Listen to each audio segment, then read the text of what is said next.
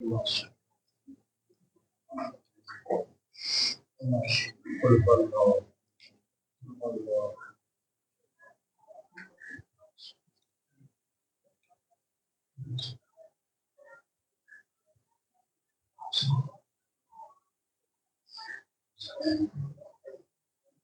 اغفر للمؤمنين والمؤمنات والمسلمين والمسلمات والأحياء منهم والأموات.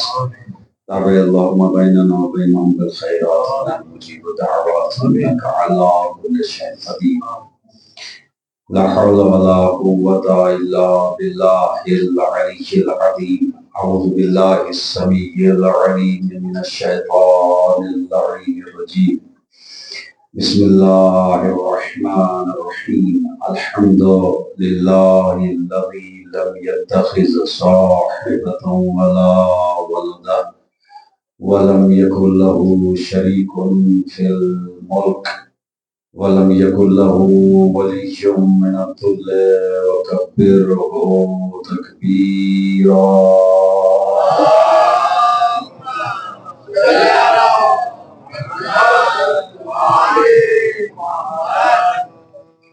والصلاة والسلام والإكرام على الرسول النبي الأمي وآله الطاهرين الذين أذهب الله عنهم الرجس وطهرهم تطهيرا.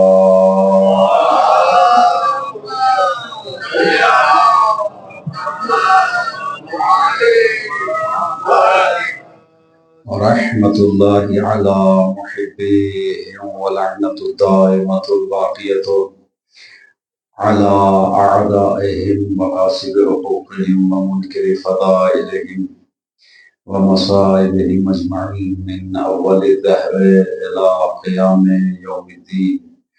أما بعد فقد قال الله الحكيم في كتابه الكريم. بسم الله الرحمن الرحيم. إنا علينا للهدى وإنا لنا للآخرة والأولى. صدق الله العلي العظيم.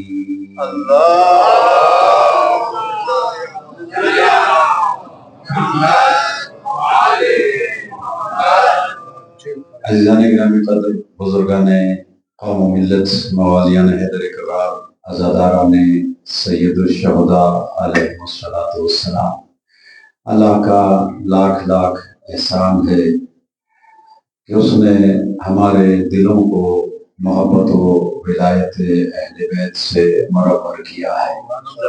اللہ کی یہ وہ عظیم نعمت ہے کہ اگر کروڑ ہاتھ سجدے بھی کیے جائیں تو اس نعمت ولایت کا شکر ادا نہیں ہو سکتا۔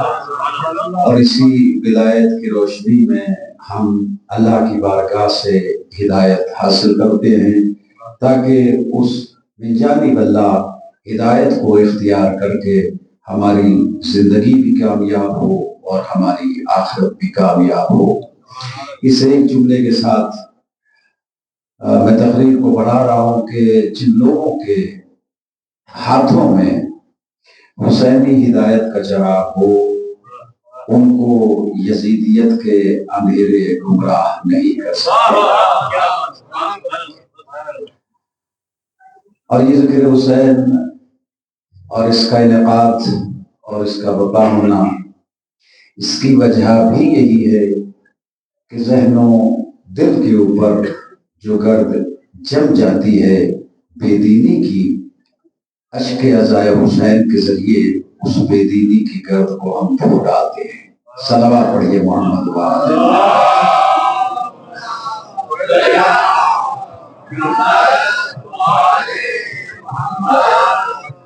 الحمدللہ آپ متوجہ ہیں اور پھر ایک التماس کر کے کہ اب میری ہی طرف متوجہ رہنا۔ یہ جو بھی آئے یا جائے یہ تو آپ کے روز کے دیکھے ہوئے ہیں، لہذا مجھے دیکھیے، مجھے سننا بھی عبادت ہے، مجھے دیکھنا بھی عبادت ہے۔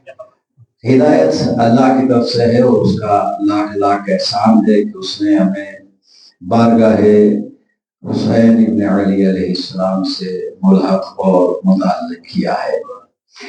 ذکر حسین کے انعقاد کی وجہ یہ ہے کہ बेदीनी की गर्द, बेदीनी के गुबार जो ज़हन और दिल पे जम जाते हैं, जिक्र हुसैन के जरिए से, अश्क हुसैन के जरिए से उस गुबार को धो देते हैं और हमें किसी फतवे से कोई खतरा नहीं लाहक होता, इसलिए कि हमारे हाथों में दामन हुसैन का है।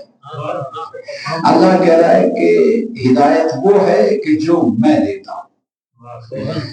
इन्ना अलैना लल हुदा व इन्ना लना लल आखिरत वल ऊला, हिदायत की जिम्मेदारी मेरी है और दुनिया और आखिरत का इख्तियार मेरे हाथों में है।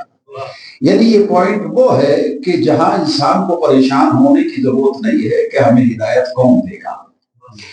जिसने खल्क किया है उसी ने हिदायत की जिम्मेदारी लेके कहा इन्ना अलैना लल हुदा, मेरे ऊपर है कि मैं तुम्हें हिदायत दूं।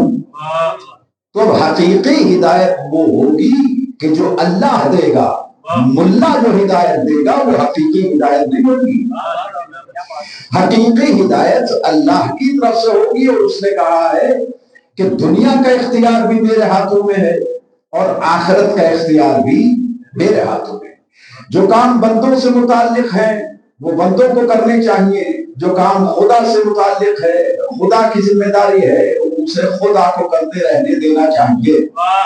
खराबी निजाम में, सिस्टम में, समाज में, माशरे में, सोसाइटी में उसी वक्त पैदा होती है कि जब जिस चीज से ताल्लुक होता नहीं है इंसान का और उस काम में इंसान दखल अंदाजी करता है। जिसका जो काम है अगर वो करता रहे तो निजाम बेहतरीन चलता रहे। अल्लाह यही कहता है तुम्हारा काम है हिदायत पाना, मेरा काम है हिदायत देना। मेरे काम में दखल अंदाजी नहीं करना, वरना अगर दखल अंदाजी की तो गुमराह हो जाओगे। सलावत पढ़िए मोहम्मद वाले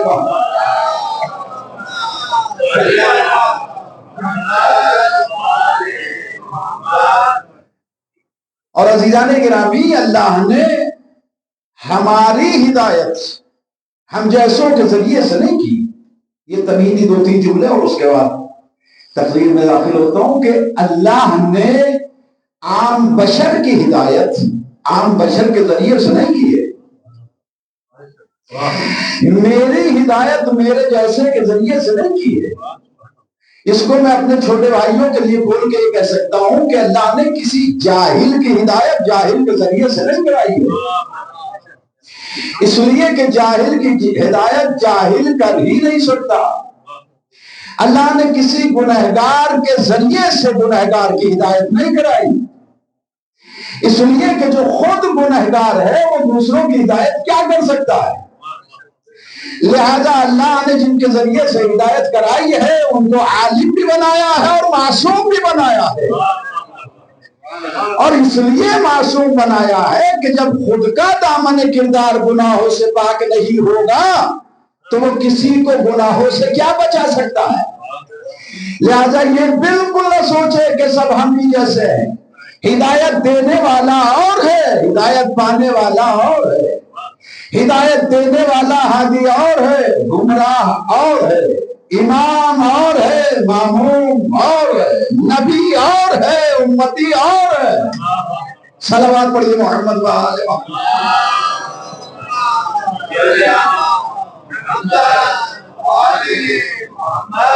अल्लाह के निजाम में आप अगर गौर करें तो कहीं भी आपको मुमासलत नहीं मिलेगी, यकसानियत नहीं मिलेगी। अल्लाह का निजाम फितरत बराबरी का मुतकाजी नहीं है।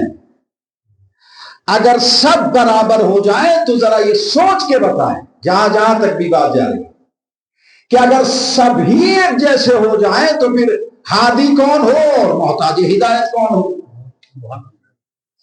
इसलिए कि अगर सब एक जैसे हो जाए तो फिर ये तशखीस करना मुश्किल हो जाएगा कि हिदायत देने वाला कौन है और हिदायत। लिहाजा अल्लाह के निजाम में बराबरी नहीं है। ये बिल्कुल बचकाना और बेवकूफाना बात है कि कोई इंसान मर के ये कहे कि सब बराबर है, सब बराबर है, सब बराबर है। सब बराबर तो गधे घोड़े ना हुए तो इंसान क्या बराबर होंगे? सब बराबर तो जानवर भी नहीं है, तो फिर इंसान कैसे बराबर हो सकते हैं? अल्लाह ने जानवरों में भी इम्तियाज रखा है, तो इंसानों की तो बात बदरजाए औला समझनी चाहिए। लिहाजा अल्लाह कहता है कि हमने बाज को बाज के ऊपर फजीलत दी है। ये इसलिए फजीलत नहीं है कि तुम आपस में झगड़ो। गौर कर रहे हैं आप? अल्लाह कह रहे लक़द कर्रमना बनी आदमा व हमलनाहुम फिल बर्रि वल बहर व रज़क़नाहुम मिनत तय्यबात व फद्दलनाहुम अला कसीरिन मिम्मन खलक़ना तफ़सीला। किसी इख्तिलाफ की जरूरत नहीं है। अगर किसी के पास इल्म है तो जाहिल उससे हसद न करे, अगर किसी के पास माल है तो गरीब उससे हसद न करे। वफ़ज़्ज़लनाहुम अला कसीरिन मिम्मन खलक़ना तफ़ज़ीला। हमने बाज इंसानों को बाज के ऊपर फजीलत दी है। मगर आगाज में उसने क्या कहा? आगाज आयत में अल्लाह कहते हैं, सूरह इसरा की आयत है 70 नंबर की, अल्लाह कह रहा है हमने इंसान को इज्जतदार बनाया है, बड़ा करीम और शरीफ बनाया है। इज्जतदार होने में, शरीफ होने में, बाज़मत होने में सब बराबर हैं। ऐसा नहीं है कि अगर किसी के पास माल दुनिया ज्यादा है तो वो ज्यादा इज्जतदार है। जितनी इज्जत मालदार की है उतनी इज्जत गरीब की भी है। जितनी इज्जत एक झोपड़े में रहने वाले की है उतनी ही इज्जत एक बिल्डिंग में रहने वाले की है। अल्लाह कह रहा है लक़द कर्रमना बनी आदमा, हमने इंसान को बड़ा मुकर्रम और मुशर्रफ करार दिया है। व हमलनाहुम फिल बर्रि वल बहर, और तुमने देखा कि खुशकियों में सफर करने का इख्तियार भी हमने दिया है और आसमानों में सफर करने का इख्तियार भी हम ही ने दिया। यानी अल्लाह के इख्तियार से इंसान बस में सफर करता है, कार में सफर करता है, गाड़ी में सफर करता है, और अल्लाह ही के दिए हुए इख्तियार के जरिए से इंसान एरोप्लेन में सफर करता है, हवाई जहाज में सफर करता है। ना खुशकी में सफर करते हुए ख्याल आए कि मैं सफर कर रहा हूं, मेरा इख्तियार है। तवज्जो फरमा रहे हैं? ना खुशकी में सफर करते हुए आप ये समझे कि ये सारा कुल मेरा इख्तियार है, नहीं। वह हमलनाहुम फिल बर्रि वल बहर, लम्हे में जिस सवारी को वो बेहतरीन सवारी समझ रहा था, अगर वो रब चाहे तो वही सवारी उसकी जान के लिए खतरा भी बन जाती है। खुशकी में भी हमारे इख्तियार से सफर करता है, और आसमानों में भी और दरियाओं में भी, यहां तक इंसान सारे बराबर। फिर अल्लाह कहते हैं वरज़क़नाहुम मिनत तय्यबात, हमने इंसान को पाको पाकीज़ा रोजी इनायत की है। हर इंसान को अल्लाह ने पाक रोजी दी है। देखिए खुसूसन जवानों से बात कर रहा हूं, गौर कीजिएगा और महफूज रखना है जुमला। अल्लाह कह रहे हैं मैंने इंसानों को बड़ी इज्जत दी है, बड़ा उनका मर्तबा है बनी नौ इंसान का, और वो देखो जमीन और आसमान में सफर कर रहे हैं यहां वहां। वरज़क़नाहुम मिनत तय्यबात, और मुझे अल्लाह ने, चूंकि मैं खालिक था, मैंने जो रिस्क दिया है पाकीज़ा दिया है। अल्लाह ने अपने बंदों को पाक रिस्क दिया है। या बंदों की शैतानत है कि पाक रिस्क को नजिस बना ले। सलावत पढ़े मोहम्मद।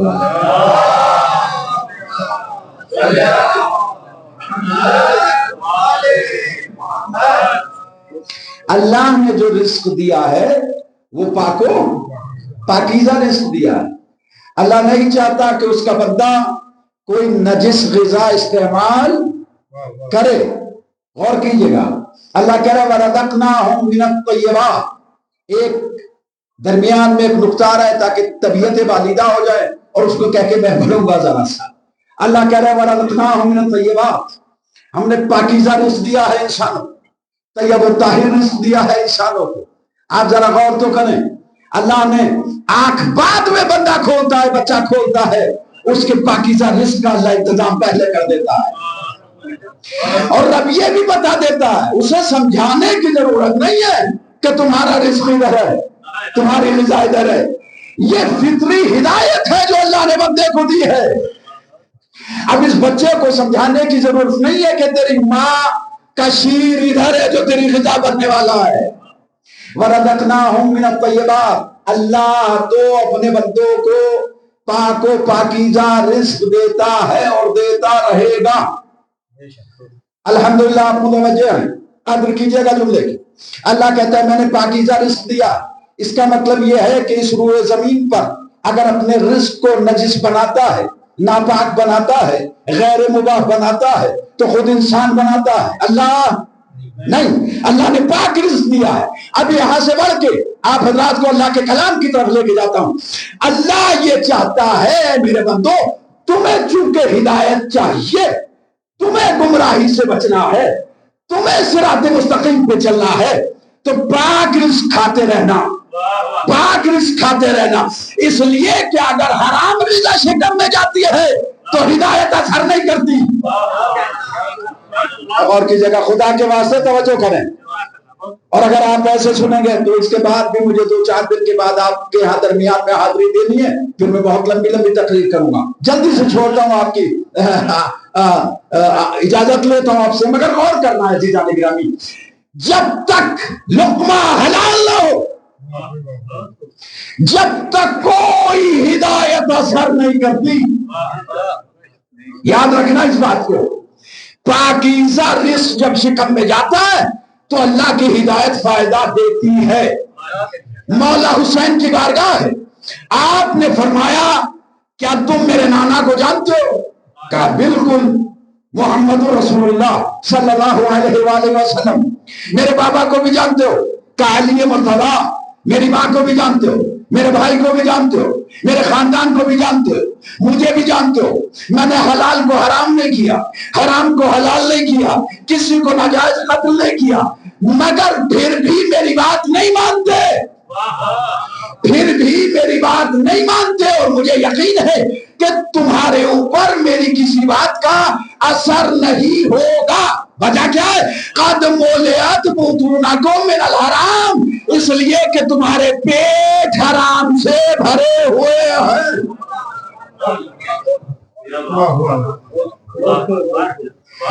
جس کے شکم میں حرام ہو اس کی سمجھ میں حسین نہیں آتا.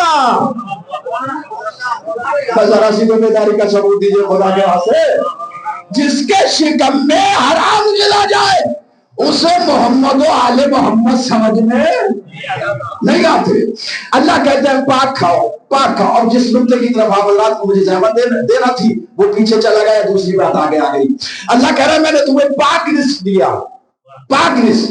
ہم جیسے گنہگار ہر قدم پہ محتاج ہدایت، گمراہ. ہمیں کب شیطان گمراہ کر دے؟ صراط مستقیم پہ تو ہیں لیکن شیطان بھی تو وہی بیٹھا ہوا ہے، وہاں بیٹھوں گا صراط مستقیم پر. ہر قدم پہ ہمیں خطرہ ہے کہ ابلیس ہمیں کب بہکا دے. لہذا ہمیں پورا دھیان رکھنا ہے، خیال رکھنا ہے کہ ہماری زندگی میں کوئی غلط چیز نہ آنے پائے، جو غذا ہم کھائیں وہ پاک ہو. توجہ، جب گمراہوں کے لیے جو ہدایت کے محتاج ہیں ان کے لیے رب نے یہ پابندی رکھی ہے کہ وہ غذا کھائے تو پاک کھائے، تو جن کو ہدایت دینے والا بنا کے بھیجا ہے ان کے رزق کا کیسا انتظام کرے گا؟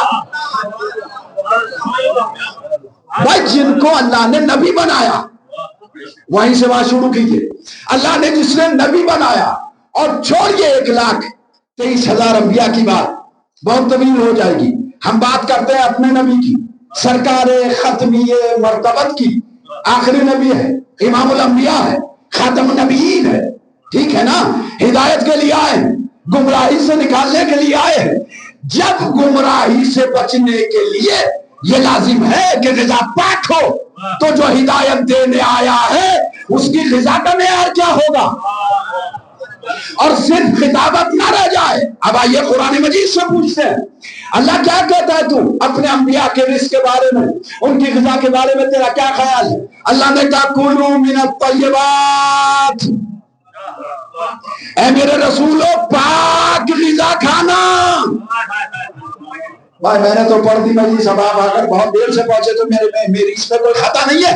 یا ایھا الرسول، اے میرے رسولو कुलू मिन तय्यबात, पाक खाना, पाक खाना। इसका मतलब यह है कि नबी पाक खाता है।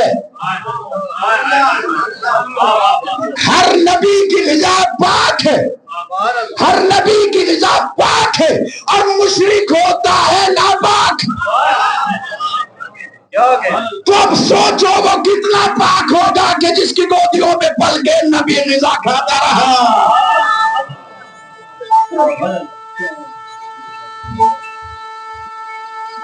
मैं पानी की जरूरत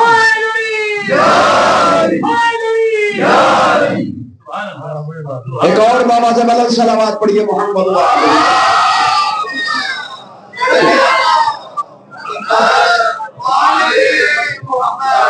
अज़ीज़ान गिरामी, ये मेयार है। अल्लाह कह रहा है वफ़ज़्ज़लनाहुम अला कसीरिम मिम्मन खलक़ना तफ़ज़ीला, और हमने देखो रिस्क में सबको बराबर रखा।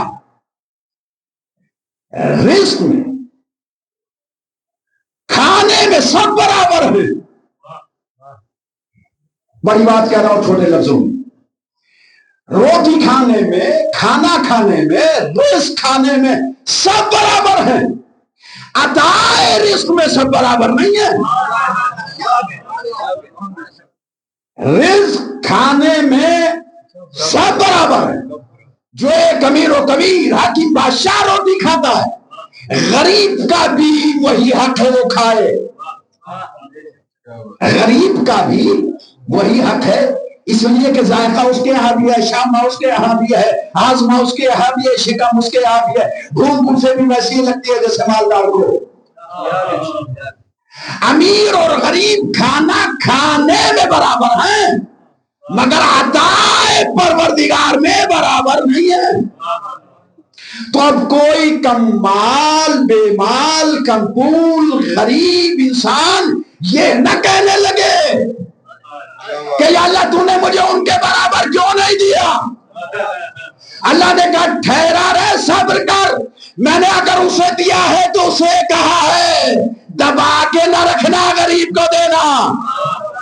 और चीजेगा खुदा के वास्ते, अल्लाह ने अगर माल दिया है तो जिसे दिया है उसको ये नहीं कहा है कि सांप की तरह कुंडली मार के बैठ जाना।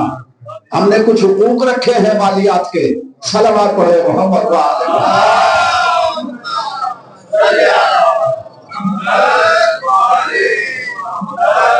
तो अज़ीज़ान गिरामी, आपने गौर किया, अल्लाह ने अगर किसी को ज्यादा दिया है तो उसे हुक्म नहीं दिया कि दे,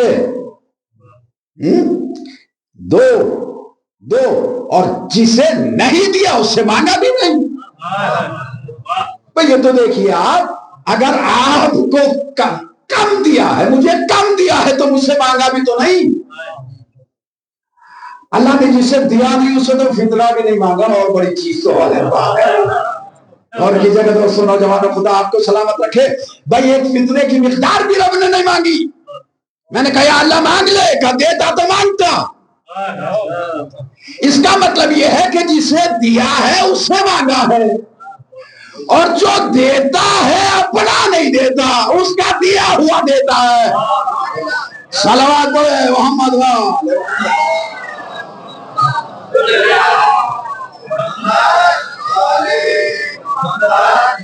सब बराबर नहीं है। ये मेरे सामने जो मजमा बैठा है सारे मौलाई है, सारे आजादार हैं, सारे आजादार हैं, इसमें कोई शक नहीं। लेकिन मरातिब में सब बराबर नहीं है।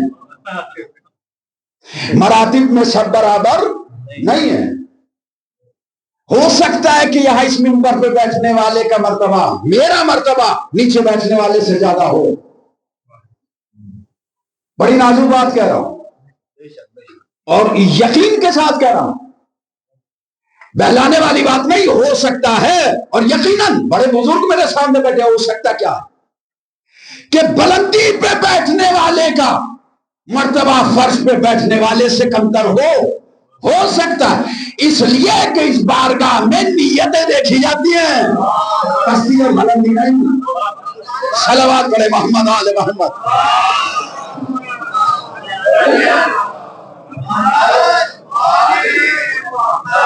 गिरामी, ये बिल्कुल 2 और 2 4 वाली बात है।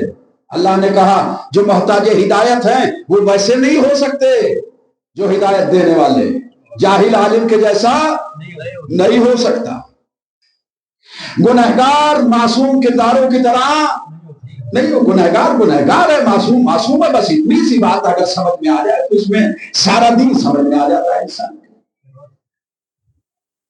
خرابی وہی لازم ہوتی ہے کہ جب انسان سرحدیں توڑنے کی کوشش کرتا ہے، خرابی وہی آتی ہے کہ جب انسان سرحدیں توڑنے کی کوشش کرتا ہے۔ بھائی جو جہاں ہے اسے وہی رکھو نا، اللہ جانتا ہے۔ یہ مائک پہ مجلس ہو رہی ہے، دور دور تک بات جا رہی ہے، آج نہ صحیح کل بھی سنی جا سکتی ہے، یہ سامنے ریکارڈ ہو رہی ہے اور ریکارڈ بات کر رہا ہوں۔ خدا گواہ ہے، اگر میرے سر پہ قرآن بھی رکھے تو میں قسم کھانے کے لیے تیار ہوں، یہاں نہیں مجھے کعبے میں لے کے چلو، اور میں اپنی قوم کے ہر فرد کے عقیدے کا اعلان کر رہا ہوں، ہم نے اہل بیت کو کسی کی ضد میں نہیں مانا۔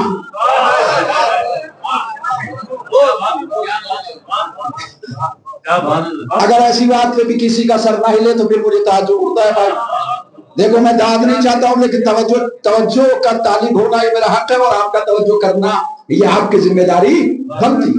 ہم نے علی کو کسی کی مخالفت میں نہیں مانا، اور اگر کوئی سچا پکا مسلمان ہے تو یقین کرے گا، اس لیے کہ میں نے ممبر رسول پہ بیٹھ کے قرآن مجید سر پہ رکھ کے قسم کھانے کی بات کہی ہے، وہ بھی کعبے کے اندر۔ ہم نے اہل بیت کو، علی کو کسی کی مخالفت میں نہیں مانا، علی علی ہے اس لیے علی کو مانا۔ کسی میدان میں، کسی مرحلے میں، کسی منزل فضائل میں اگر علی کسی کے پیچھے ہو تو پھر آپ بتائیں، ہمیں ہر فضیلت کے میدان کا علمبردار صرف علی دکھائی دیتا ہے، اس کے علاوہ کوئی نہیں۔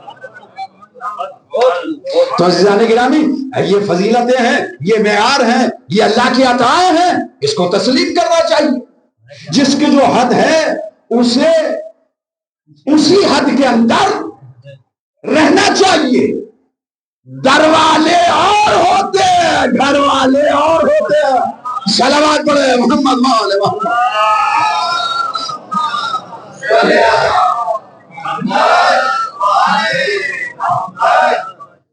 اللہ کا کلام صاف صاف پڑھے، پیارے انداز میں، نہ یہ کہ بہت ڈیپ۔ اور اگرچہ اللہ نے جن لوگوں کے دلوں میں عیب اور ریب اور زیغ ہے، وہ قرآن مجید کی متشابہ آیات کو پڑھ کے جہاں دو معنی انسان نکال سکتا ہے وہ اپنے مطلب کی بات کرتے ہیں، لیکن یہاں اس منزل پہ میں آپ کو بتاؤں کہ اللہ ایسے بات کر رہا ہے جیسے ایک باپ اپنے بچے سے کرتا ہے، جیسے ایک معلم، جیسے ایک استاد، جیسے ایک ٹیچر اپنے بچے سے بات کرتا ہے، سمجھا سمجھا کے۔ کیسے؟ سورہ فاتر ہے، آئیے سنتے ہیں۔ اللہ کہتا ہے وما يستوي الاحياء وما يستوي الاعمى والبصير۔ دیکھو اے لوگوں، اے قرآن پڑھنے والوں، اندھا اور بینا برابر نہیں ہوتا۔ سبحان اللہ۔ وما يستوي الاعمى والبصير، بینا اور نابینا برابر نہیں ہوتا۔ ولا الظلمات ولا النور، دیکھو اندھیرا اور روشنی برابر نہیں ہے۔ ولا الظل ولا الحرور، اور دھوپ اور سایہ۔ بتائیے اس سے آسان بات کیا ہوگی؟ یہ چھوٹا سا بچہ بیٹھا ہے، اس کو بھی پتا ہے کہ دھوپ دھوپ ہوتی ہے، سایہ سایہ ہوتا ہے، اندھیرا اندھیرا ہوتا ہے، نور نور ہوتا ہے، اندھا اندھا ہوتا ہے، بینا بینا ہوتا ہے۔ اس کا مطلب یہی تو ہے، اللہ آنکھوں والوں کو سمجھا رہا ہے کہ آنکھیں رکھنے کے باوجود بھی اندھے کیوں بنتے ہو؟ وَلَا يَسْتَوِي الْأَحْيَاءُ وَالْأَمْوَاتُ، اور دیکھو کبھی بھی مردے اور زندے برابر، مردہ مردہ ہے، زندہ زندہ ہے، مردہ مردہ ہوتا ہے اور زندہ یہ قرآن کا فیصلہ ہے وَلَا يَسْتَوِي الْأَحْيَاءُ وَالْأَمْوَاتُ. بہت پیار سے میں بات کر رہا ہوں جانے گا، مجھے بالکل زور خطابت صرف کرنے کی ضرورت نہیں، میرے سامنے ہے سمجھ میں. الحمدللہ، اللہ کا شکر ادا کرا. وَلَا يَسْتَوِي الْأَحْيَاءُ وَالْأَمْوَاتُ. مردے اور زندے برابر، مردے مردے ہیں، زندے زندے ہیں. مردوں کو قبرستان میں دفنایا جاتا ہے، محرابوں میں نہیں کھڑا کیا جاتا. صلوات پڑھے محمد والے.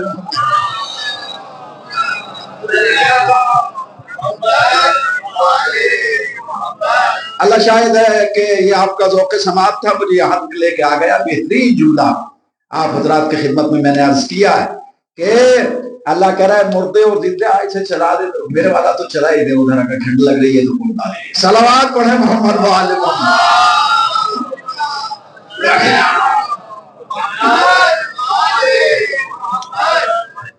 بس جی بس آپ بیٹھ جائیے ورنہ مجلس بیٹھ جائے گی. صلوات پڑھے بابا جب اللہ محمد.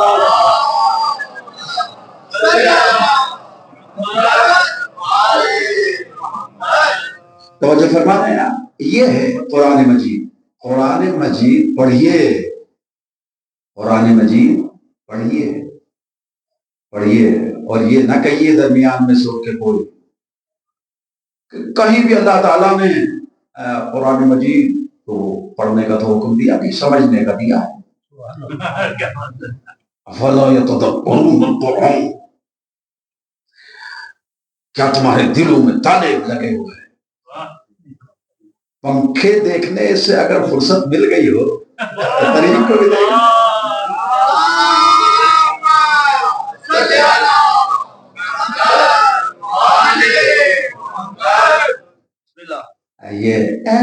یہ چیزیں ان کا ہی خیال رکھنا پڑتا ہو کچھ تھوڑا ہی. تو عزیزان گرامی، اب دیکھیں پتہ نہیں کیا میں کہہ رہا تھا. میں عرض یہ کر رہا تھا کہ مردے اور زندے برابر نہیں. قرآن، بات قرآن کی ہو رہی تھی. قرآن پڑھیے.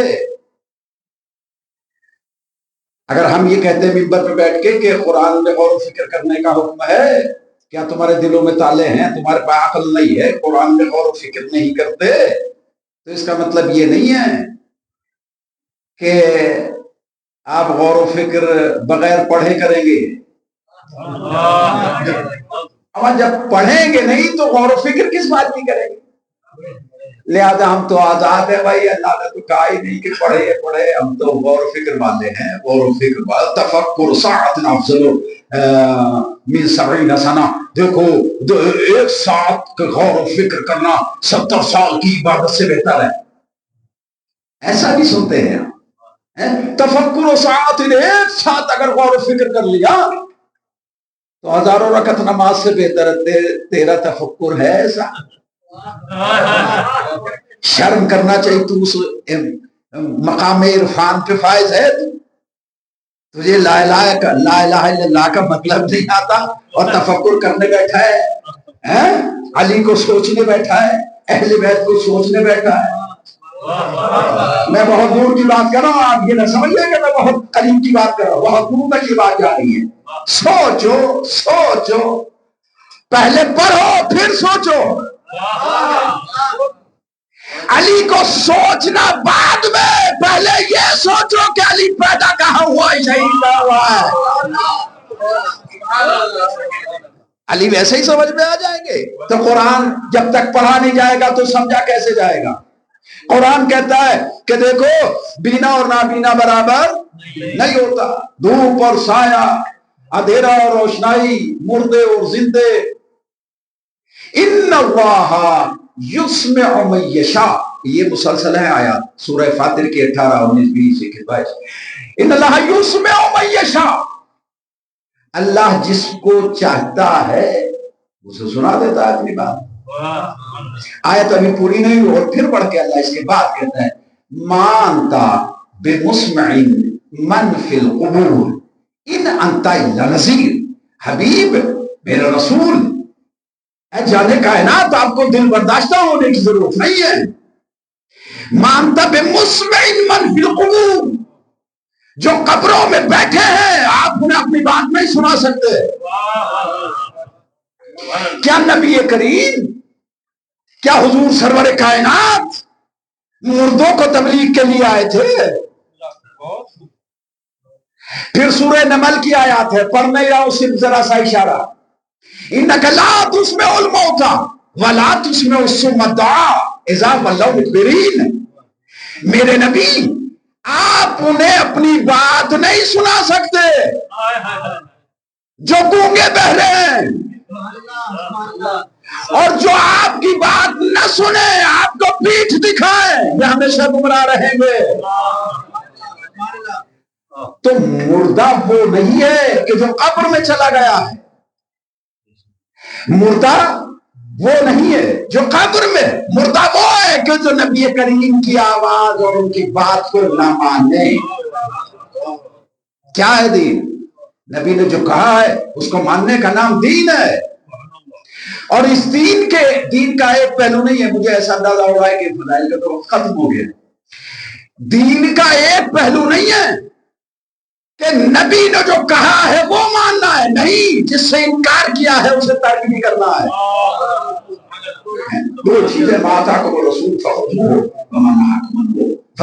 جس کو کہا ہے کرو اور جس سے روکا ہے رکو، یہی ہے نا۔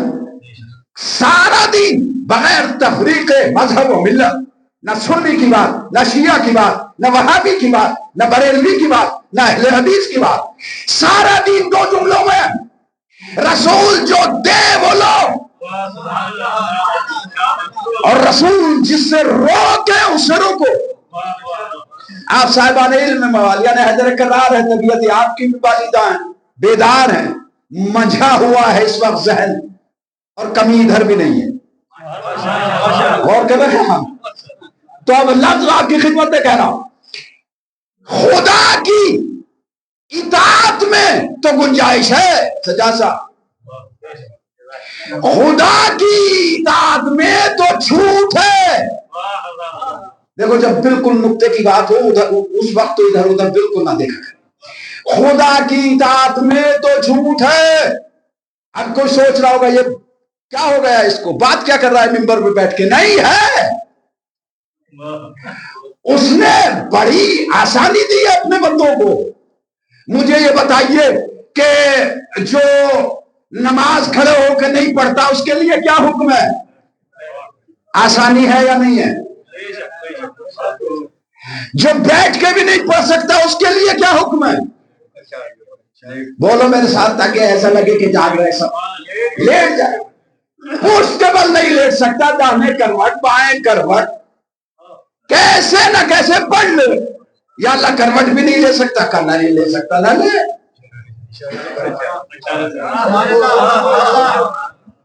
نہیں لے سکتے ہو کروٹ، نہ لو، اشاروں سے پڑھ لو۔ کہے اللہ ہاتھ پاؤ تو اب شل ہو گئے، کا تو یہ پل کے جھپکا جھپکا کے پڑھ لو۔ دیکھیے دیکھیے بات کہاں تک جا رہی ہے۔ آپ سوچے اشاروں پہ لا کے چھوڑ دے گا مولوی، نہیں، پل کے جھپکا کے پڑھو۔ جیسے آدھی آنکھ بند کرو رکوع ہو جائے گا تمہارا، پوری آنکھ بند کر لو تمہارا سجدہ۔ یا اللہ آنکھوں کی طاقت ختم ہے، اب معاف ہے کا نہیں، دل کی دھڑکنوں سے پڑھ۔ خدا آپ کو سلامت رکھے۔ دل کی ہائے ہائے ارادہ کرتا چلا جا، میں کریم ہوں، قبول کرتا چلا جاؤں گا۔ مجھے تیری دل کی دھڑکنوں والی بھی قبول ہے، مگر نہ پڑھنا قبول نہیں ہے۔ تو مجھے بتائیے اللہ کی اطاعت میں چھوٹ ہے یا نہیں؟ آپ کتنی گنجائش چاہتے ہیں؟ آپ کتنا آرام چاہتے ہیں؟ اللہ نے سب کے اوپر روزہ واجب تھوڑا کیا ہے، بولو، سب کے اوپر تھوڑا ہی ہے۔ جو رکھ سکتا ہے اس کے اوپر ہے، جو رکھ سکتا ہے۔ اب رکھ سکنے میں ساری بات ہے۔ اللہ نے روزہ سب کے اوپر واجب نہیں کیا، کہا جو بیمار ہے بولو نہ رکھے، بوڑھا ہے نہ رکھے، بھوک اور پیاس برداشت نہیں ہے۔ یہ مسئلے تھے مولانا قبلہ و کعبہ ہمارے برادر بزرگ آپ کو بتاتے رہتے مولانا علی محمد صاحب، خدا سلامت رکھے ان سارے مبلغین کو، توجہ رکھے گا، اللہ نے کسی مریض کے اوپر روزہ نہیں رکھا ہے. تو اب اگر آپ قدر کر رہے ہیں اور مجلس آخری مرحلے میں ہے، اللہ نے جب جسم کے مریض کے اوپر اپنی عبادت واجب نہیں کی ہے تو جو روح کا بیمار ہو اس کے اوپر ولایت واجب کرے گا.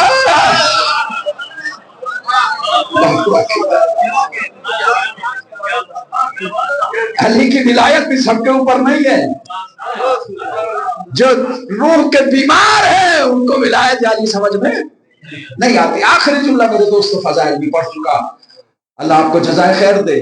تو اللہ کی اطاعت میں گنجائش ہے، اس کے یہاں ایکسپشنز ہیں، اس نے چھوڑ دیا اپنے بندوں کو، چھوڑ دیا.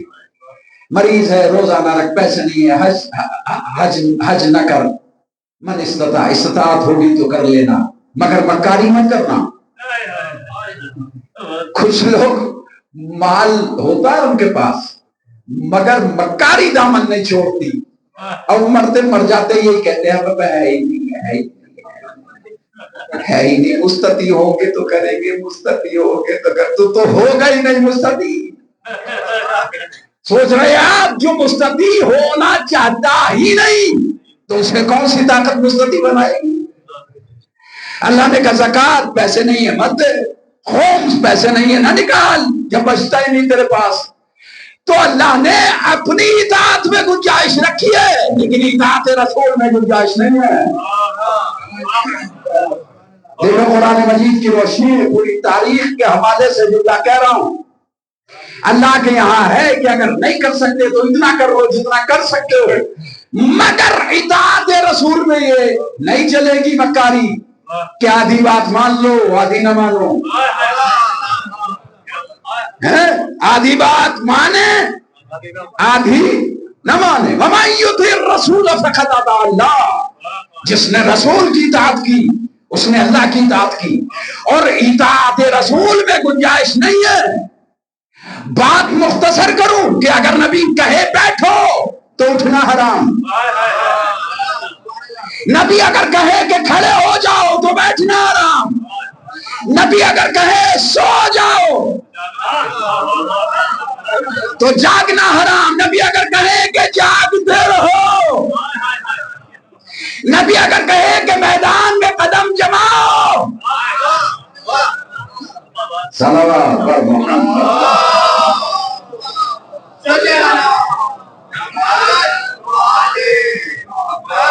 عزیزان گرامی، یہ وہ ہدایت ہے جو اللہ صاحبان عقل کو دینا چاہتا ہے.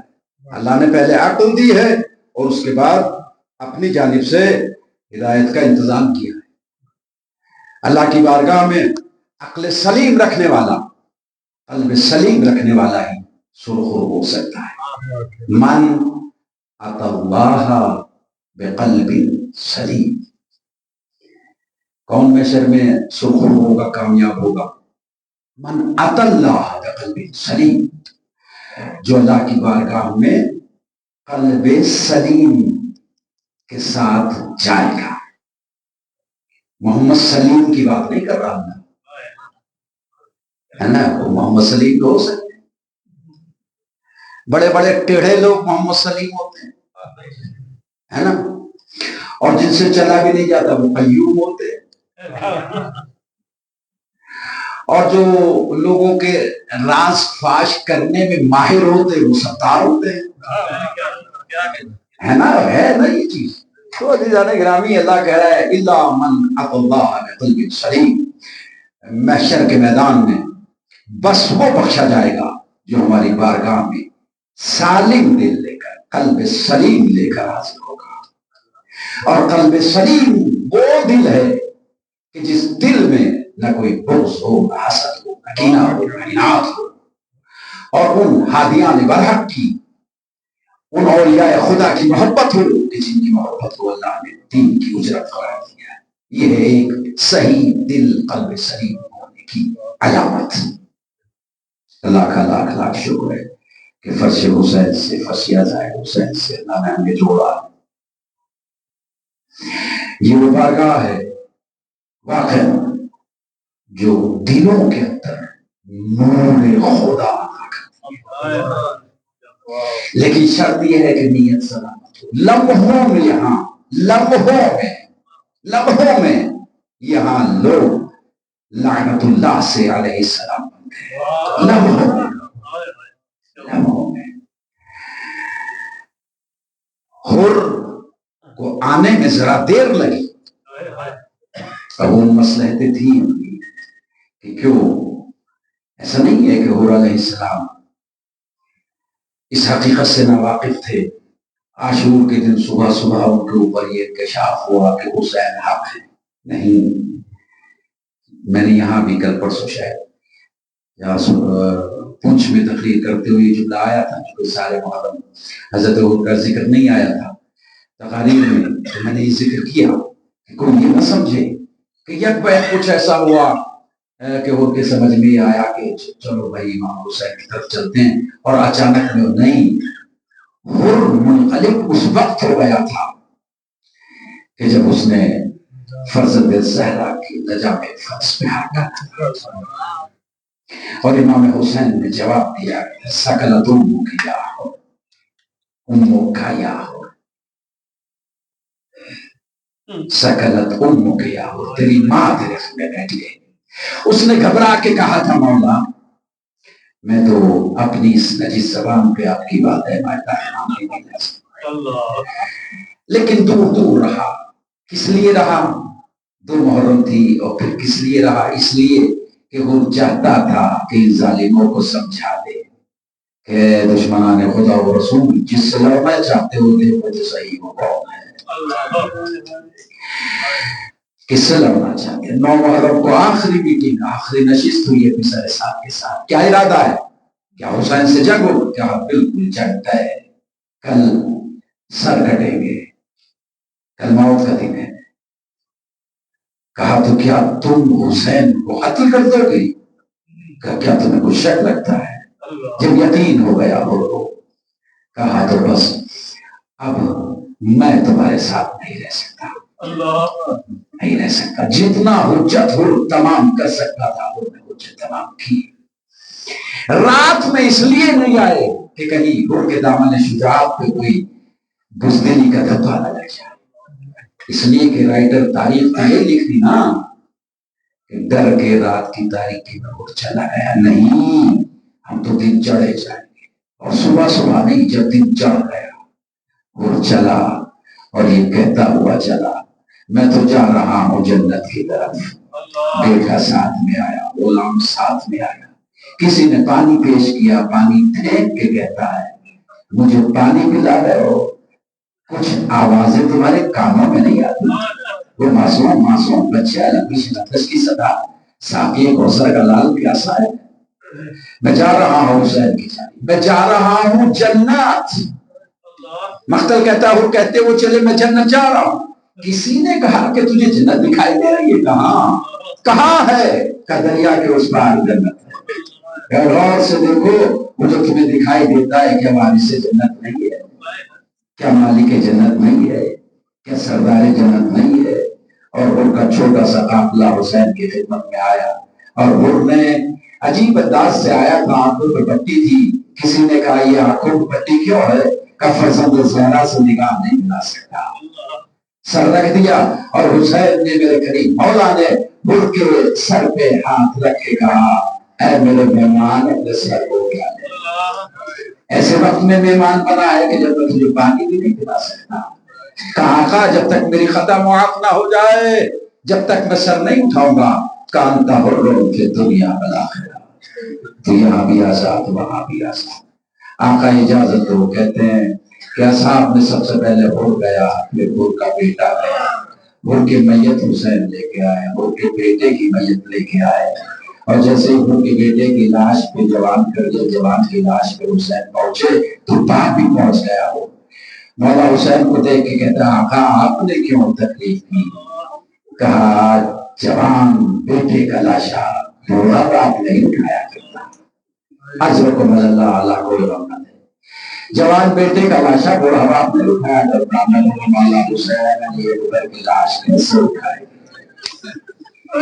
ایک علی اکبر نہیں، حسین نے 70 جنازے کربلا کے میدان کو اٹھائے۔ دو میتیں ایسی تھی جو کربلا کے میدان میں جن کا جنازہ نہ اٹھ سکا، ایک آقا حسین کا جنازہ، ایک علماء اجلاس کا جنازہ۔ ایک نے وصیت کی تھی آقا میرے لاشے کو خیمے میں نہ لے جانا، استحی من ابنتک السکینہ، میں سکینہ سے بڑا شرمندہ ہوں۔ پانی لینے آیا تھا مگر پانی نہ پہنچا سکا۔ ایک لاش اس وجہ سے نہ اٹھی، وصیت کا عمل کیا، اور حسین کی لاش اس وجہ سے نہ اٹھ سکی کہ حسین کی لاش اٹھانے والا کون تھا؟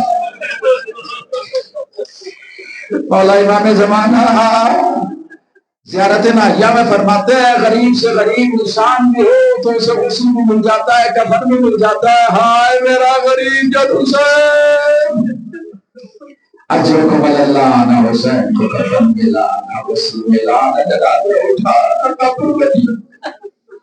تیرے مولہ میرے آقا کا لاش۔ 11 محرم آئی، بہن کو بھائی کی لاش سے گزارا جا رہا ہے۔ وہ 4 مصرے میں تو ہمیشہ جب پڑھتا ہوں یا میرے ذہن میں آتے ہیں یاد کرتا ہوں تو میرے دل میں قیامت گزرتی ہے، دل ٹکڑے ہوتا ہے۔ سنیں گے آپ، آپ نے بھی سنے ہیں یقیناً، رونے کے لیے کافی ہے۔ رہ گئی دشت میں تنہا تو وطن یاد آیا، رہ گئی دشت میں تنہا تو وطن یاد آیا، دیکھ کے دریا کو ہر تشنا دہن یاد آیا، اور لے کے ہر چیز مدینے سے چلی تھی زینب، بھائی کی لاش پہ آئی تو کفن یاد آیا۔ اجرکم اللہ، اجرکم اللہ۔ یہ فرزند زہرا کا جنازہ ہے، یہ وارث تطہیر کا جنازہ ہے، یہ پنجتن کی آخری نشانی کا جنازہ ہے۔ سید سجاد یہی تو کہتے تھے، پھوپھی نے دیکھا کہ سید سجاد کے چہرے پہ ایک رنگ آ رہا ہے، ایک رنگ جا رہا ہے، ایسا لگتا ہے کہ بدن کا سارا خون ختم ہو گیا، چہرہ زرد ہے، بس آنکھ نکلے رہ گئے، چہرہ زرد ہے۔ کہا سجاد بیٹے کیا ہمیں چھوڑ کے چلے جاؤ؟ میرے لال تمہارے سہارے تو ہمیں کوفہ جانا ہے، شام جانا ہے۔ رو کے کہتے پھوپھی اماں مقتل کو دیکھو، ان ظالموں نے اپنے نجس پشتوں کو دفنا دیا ہے، تطہیر کا وارث میرے بابا کا جنازہ۔ اجرکم اللہ، اجرکم الزہرا۔ اللہ کوئی غم نہ دے، مجلس ختم ہو گئی۔ اللہ آپ کی تمام دعاؤں کو، ساری مرادوں کو حسین کے فرش اعزا کے صدقے میں پورا فرمائے۔ ایک روایت کا بس ایک جملہ، حبیب علیہ السلام کربلا میں امام حسین کی نصرت کو پہنچے اور شہادت پائی۔ زوجہ حر نے، روایت کہتی ہے زوجہ حر نے اپنے غلام سے کہا لو یہ کفن ہے، اس کفن کو لے کے کربلا جاؤ۔ ایسے گھٹ گھٹ کے نہ رویا کرو، حسین کے رونے کا یہ حق نہیں ہے کہ سر جھکا کے گھٹ گھٹ کے رویا جائے۔ قیامت ہے، قیامت ہے۔ کہتی ہے کہ جانا کربلا، اور چونکہ حسین تو فرزند رسول تھا، فرزند زہرا تھا، حسین نبی کا نواسا تھا، ارے اس کو تو بڑا لوگوں نے عزت و احترام کے ساتھ کفن دیا، جنازہ اٹھایا ہوگا۔ ممکن ہے کہ میرے شوہر حبیب کو کسی نے کفن نہ دیا، لے جاؤ یہ کفن جا کے میرے شوہر کو حبیب کو دے دینا۔ کربلا سے پلٹ کے وہ غلام پہنچا، بی بی کی خدمت میں ہاتھ جوڑ کے کھڑا ہو گیا، کہا کیا بات ہے، واپس آ گیا؟ اور میں نے تو کہا تھا حبیب کو کفن دینا، کہا بی بی مجھے معاف کرنا، حبیب ہی نہیں کربلا میں جانے زہرا بھی بے گوروں کفن پڑا ہوا ہے۔ ہائے نبی کا نواسا، فاطمہ کا لال، علی کا لخت جگر، کربلا کی زمین پر بے گوروں کفن پڑا ہوا ہے۔